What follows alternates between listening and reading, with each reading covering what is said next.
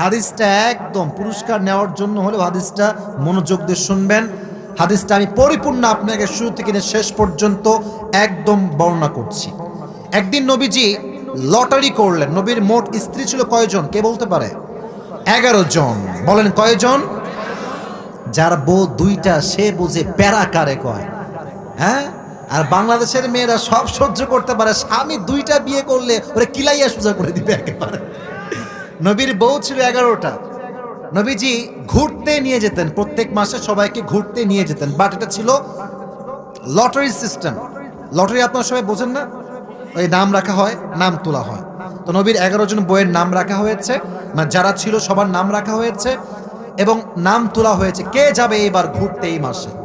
তো যার নাম উঠেছে সে হচ্ছে আম্মা জান আয়েশা রাদিয়াল্লাহু তাআলা আনহা। তো নবীজি ঘুরতে নিয়ে গিয়েছেন। হাদিসটা কিন্তু খুবই খুবই খুবই সেনসিটিভ বোঝার জন্য। যখন ঘুরতে নিয়ে গিয়েছেন, ফেরার সময় অনেক গভীর রাত হয়ে গিয়েছে। তো আয়েশা ছিলেন খুবই চিকন একজন মানুষ। দেখবেন চিকন মানুষ রিকশায় উঠলে যে রিকশা চালক সে বোঝে না পেছনে কেউ আছে কিনা। আর কিছু লোক এমন ভুঁড়ি মোটা, ও যদি ভ্যানে ওঠে ভ্যানের টায়ারটা ব্লাস্ট হয়ে যায়, ঠিক না? কিছু লোকের ভুঁড়ি এই বড় একেবারে। তো আয়েশা ছিলেন একদম স্লিম মেয়ে, একদম চিকন টাইপের একজন মেয়ে, অত মোটা ছিলেন না। তো যখন তিনি ফিরে আসবেন, হঠাৎ করে রাস্তার মাঝে প্রকৃতির ডাকে সাড়া দেওয়ার জন্য তিনি উট থেকে নেমেছেন, একটু সামান্য দূরে গিয়েছেন। আর যেই উটের চালক ছিল, যিনি উটটা বহন করছিলেন, তিনি দূরে গেলেন। ওদিকে যখন তিনি গিয়েছেন প্রকৃতিকে ছাড়া দেওয়ার জন্য, এদিকে সে উট নিয়ে চলে গেছে। কেন? সে ভাবছে উনি হয়তো উঠে গিয়েছে, উনি চিকন মানুষ, বোঝা যাচ্ছে না, উনি নিয়ে চলে গেছে উটটা। কিন্তু আমাদের আয়েশা কি উঠতে পারছে যুবক ভাইয়েরা? পারে নাই। যখন আমাদের আয়েশা ব্যাক করেছেন, দেখছেন কি রে, উট কই? উট তো আর নাই। তখন তিনি বুঝলেন যেখানে একটা মিসআন্ডারস্ট্যান্ডিং হয়ে গিয়েছে। তাই তিনি সুন্দর করে চাদর মুড়ি দিয়ে ঘুমায় গেলেন ওই মরুভূমির মাঝখানে। যারা আমরা পিকনিকে গিয়ে ছোটবেলাতে হোক বা এখন, দেখবেন পিকনিকের বাস থেকে সবসময় ডাকে মাইক দিয়ে, সলিমউদ্দিন কই রে, গাড়ি ছাড়লো বলে আয় জলদি করে, ডাকে না ডাকে না ডাকে না। তো যখন দূরে গিয়েছে নবীরা সবাই, তখন বোঝা গিয়েছে যে আমাদের আয়েশা মিসিং হয়ে গিয়েছে, উনি আসতে পারেন নাই। তখন নবীজি আব্দুল্লাহ ইবনে মুআত্তাল রাদিয়াল্লাহু তাআলা আনহুকে পাঠিয়েছেন তাকে আনার জন্য। তো যখন সে আসছে, আয়েশা উঠেছে, উঠে ফিরে আসছে। লম্বা হাদিস শর্টকাটে বলছি। যখন তিনি ফিরে আসছেন মদিনায়, মুনাফিকদের সর্দার আব্দুল্লাহ ইবনে সালুল গোটা মদিনায় একটা গুমর ছড়িয়ে দিয়েছে, অপবাদ দিয়েছে যে আম্মা জান আয়েশা নাকি এই যুবকের সঙ্গে জেনা করে বাসায় ফিরে আসছে। এত আস্তে নাউজুবিল্লাহ আপনারা পড়লেন? আচ্ছা, আম্মা জান আয়েশা কি জেনা করার মতো কোনো মহিলা? ওনার চরিত্র তো একদম স্পষ্ট পবিত্র চরিত্র, ঠিক কিনা বলেন যুবকেরা? তার চরিত্রে দাগ লাগায় দেওয়া হয়েছে। এদিকে পুরো জায়গাতে একটা কানা ঘোষা শুরু হয়ে গিয়েছে যে আম্মা জান আয়েশার সঙ্গে আব্দুল্লাহ ইবনে মুআত্তাল নাকি একটা জেনার সম্পর্ক আছে, কিন্তু উনি এটা জানেন না। আম্মা জান আয়েশা কোনো খবরই নাই তার। তো শ্বশুর বাড়ি যখন গিয়েছে, মানে বাপের বাড়ি, নবীর শ্বশুর বাড়ি যখন গিয়েছে, তখন একজন বাহিরের মহিলা এসে বলছে, আয়েশা শোনো, তোমার ব্যাপারে যে জেনার অপবাদ দেওয়া হয়েছে তুমি কি জানো এটা? এই কথা শুনে উনি তো আকাশ থেকে পড়ছে। আরে আমি জেনা করেছি, কে বললো এটা? বলছে তুমি জানো না, পুরো জায়গাতে এই অপবাদ ছড়িয়ে দেওয়া হচ্ছে, তুমি নাকি আব্দুল্লাহ ইবনে মুআত্তালের সঙ্গে জেনা করে বাসায় ফিরে আসছো। এই কথা শুনে তার মনটা একদম ভেঙে গেছে, বাসায় গিয়েছে। এবার তার বাবার নাম ছিল আবু বকর রাদিয়াল্লাহু তাআলা আনহু। উনি বলছে, এই আয়েশা, তুমি কি জেনা করেছো? করলে তওবা করো, আল্লাহ মাফ করে দিবে। আব্বার মুখে এই কথা শুনে আয়েশার মন আরো ভেঙে গেছে। আব্বা, আপনি আমাকে বিশ্বাস করেন না? আপনি আমাকে কেমনে কথা বললেন যে আমি তওবা করব? আমি তো কোনো গুনাহ করি না কারোর সাথে এরকম ভাবে। চুপ হয়ে গেছেন। এবার নবীজি নিজে আসছেন। লম্বা হাদিস, ছোট করে বলছি। বলছে, আয়েশা, যদি তোমার এরকম কোনো অন্যায় হয়ে থাকে তওবা করে নিও। এই কথা শুনে আয়েশা আর সহ্য করতে পারলেন না। যখন দাঁড়িয়েছিলেন, নবীর মুখে এই কথা শুনে তিনি ঠাস করে খাটে বসে গেলেন। নবী, আপনি আমাকে বিশ্বাস করেন না? আপনি ভাবেন যে আপনার বোকার সঙ্গে জেনা করেছে, এটা আপনি বিশ্বাস করেন? নবী বলছেন, না না না, আমি এটা বিশ্বাস করি না, বাট যদি হয়ে যায় তওবা করে নিও। এবার বললেন, শোনেন, সবাইকে চেনা হয়ে গিয়েছে, এবার আমার একমাত্র ভরসার জায়গা একজন, এবার বলেন তো তিনি কে? আমি ধৈর্যশীল হলাম, আমি সবর করলাম। এবং এই সবরের বিনিময়ে সঙ্গে সঙ্গে আল্লাহ তাআলা তার চরিত্র যে পবিত্র, তার চরিত্রে কোনো দাগ যে লাগে নাই, আল্লাহ নিজেই আরশে আজিম থেকে জিব্রাইল দিয়ে আয়াত নাজিল করে দিলেন।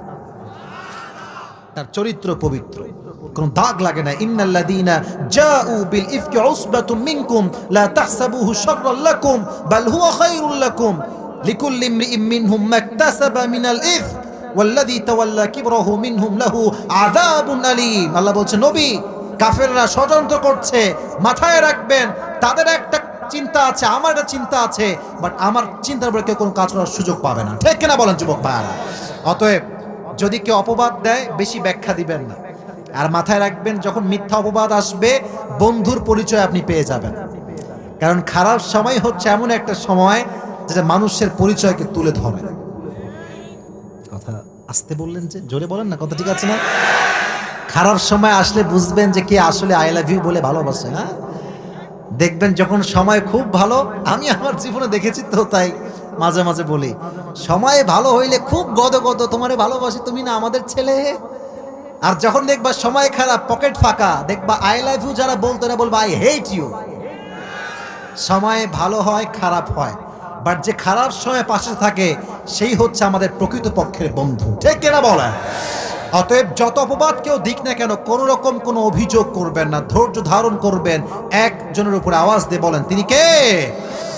এবার আরেকটা হাদিস বলেন, আমার প্রিয় নবীজির প্রথম যিনি স্ত্রী তার নাম ছিল কি? খাদিজাতুল কুবরা রাদিয়াল্লাহু তাআলা আনহা। উনি কি সিঙ্গেল ছিলেন না ডিভোর্সড ছিলেন? ডিভোর্সড ছিলেন। তবে নবীর প্রথম স্ত্রী হচ্ছেন খাদিজা। কেমনে বিয়ে হয়েছে এটা একটা সবরের ওয়াজ, সবরের একটা হাদিস। ওনার প্রায় 2 জন স্বামী মারা গিয়েছে। আরো বর্ণনায় আসছে ওনার স্বামী মারা গিয়েছে, আর এক বর্ণনায় আসছে কারোর সাথে ডিভোর্স হয়েছে। একজন মেয়ের স্বামী মরলে সেই বোঝে যে স্বামীর দামটা কত বেশি। এখন তো মেয়েরা স্বামীকে ইচ্ছা মতো গালি দেয়, এই তোর ওইটা ভালো না, এইটা ভালো না, আর যখন ডিভোর্স হয় তখন তার ঘাড় সোজা হয়ে যায়। দেখবেন মেয়েরা প্রথম সংসারে যেই পরিমাণ ধৈর্যশীল হয়, দ্বিতীয় সংসারে তার চেয়ে 1000 গুণ বেশি হয়, কারণ ঠ্যাক খেয়ে আসছে যে এখন ঘাড় সোজা হয়ে গিয়েছে। ঠিক আছে যুবক ভাইয়েরা?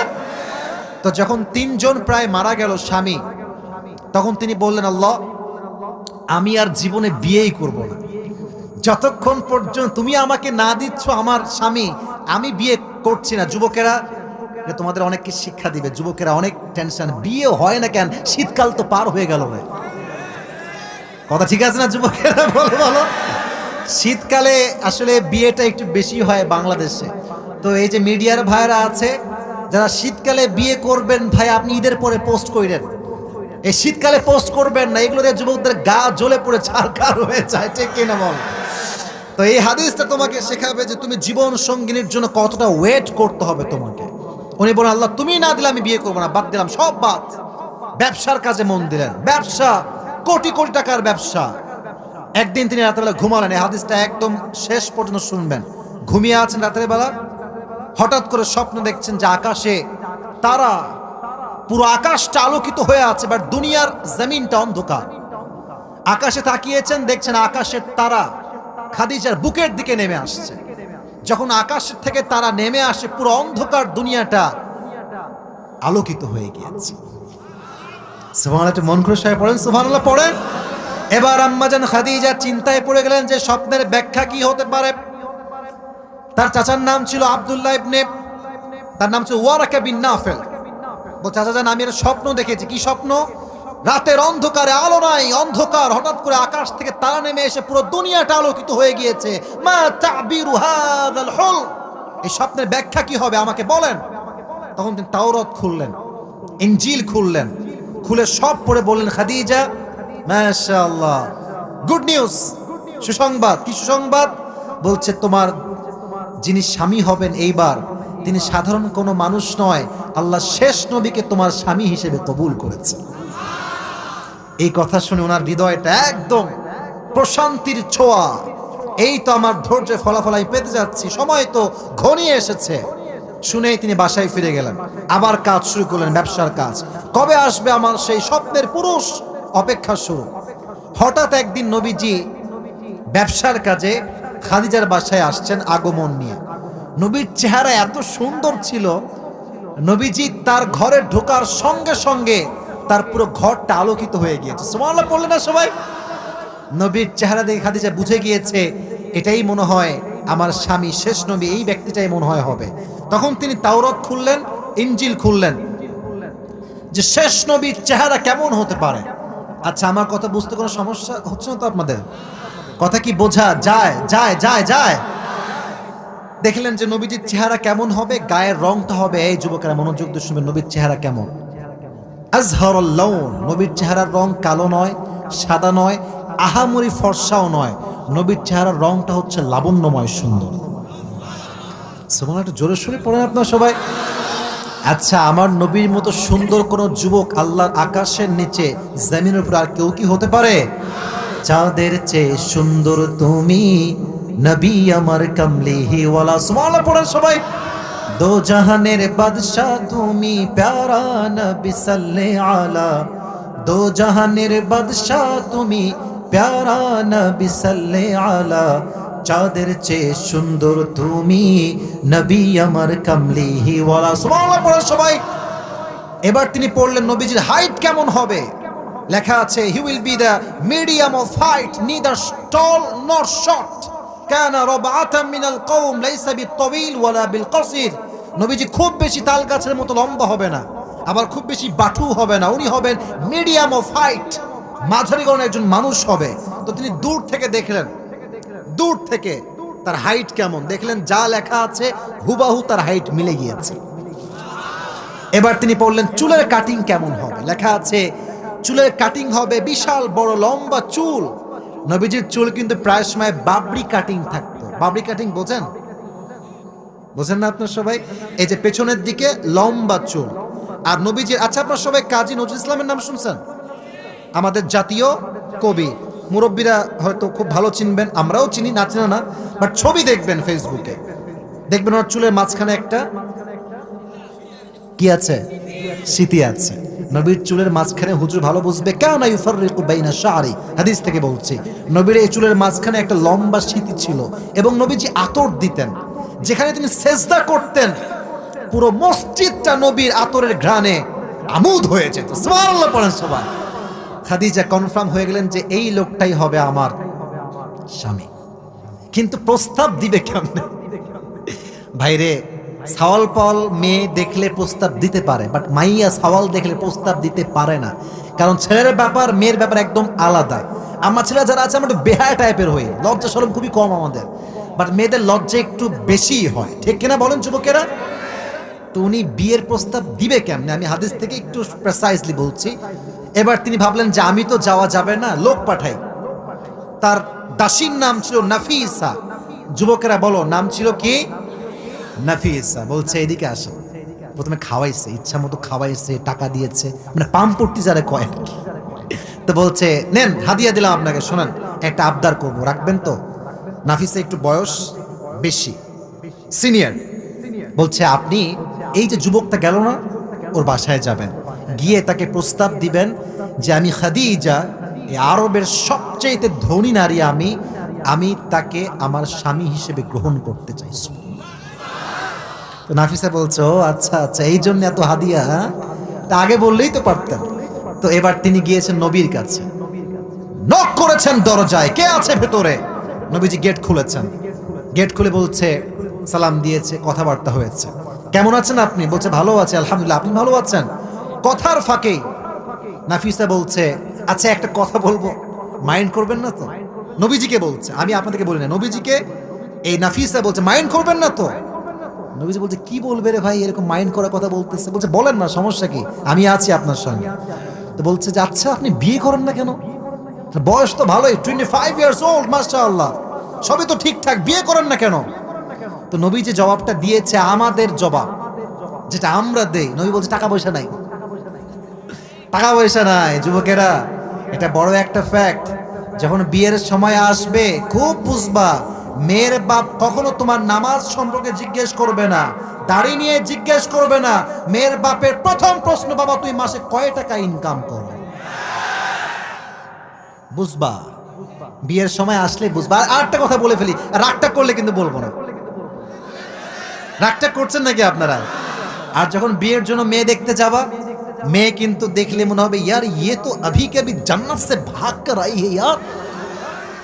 মেয়ে বলবে যে আপনি প্রথম পুরুষ যে আমাকে দেখেছে, জীবন আর কেউ দেখে নাই।